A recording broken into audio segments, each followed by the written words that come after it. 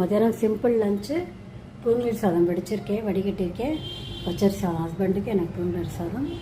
பரங்கிக்காய் வெண்டைக்காய் போட்ட சாம்பார், உருளைக்கிழங்கு காலிஃப்ளவர் போட்டு கறி, ஆலுகோபி சப்ஜி. பரங்கிக்காய் வெண்டைக்காவை எண்ணெயில் நெய்யும் 2 போட்டு வதக்கிட்டு, அதுக்கப்புறம் புளித்தண்ணி, நெல்லிக்காய் அளவு புளித்தண்ணியை கரைச்சோன்ட்டு நல்லா அதையும் வதக்கிட்டு நல்லா கொதிக்க வச்சுட்டு, அப்புறம் உப்பு சாம்பார் பொடி போட்டு நல்லா அது கொதித்த உடனே 4 கரண்டி வேக வச்சு துவரம் பருப்பை போட்டுட்டு அதையும் நல்லா கொதித்த உடனே அப்புறம் கறிப்பொடியும் கொஞ்சம் போட்டேன், ஒரு பிஞ்சு வெல்லமும் போட்டு நல்லா கொதிக்க வச்சுட்டு, அப்புறம் கடுகு தாளித்து கொட்டிட்டேன். கருவேப்பிலை கொத்தமல்லியும் போட்டாச்சு. சூப்பரான சாம்பார் ரெடி ஆகிடுது. கறிப்பொடியும் போட்டேன், சாம்பார் பொடியும் போட்டேன். சூப்பராக டேஸ்ட்டாக இருக்குது sambar.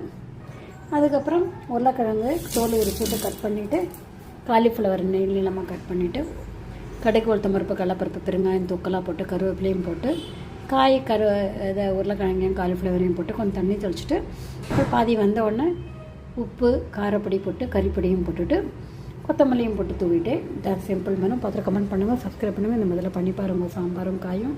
Thank you so much for வாட்சிங்.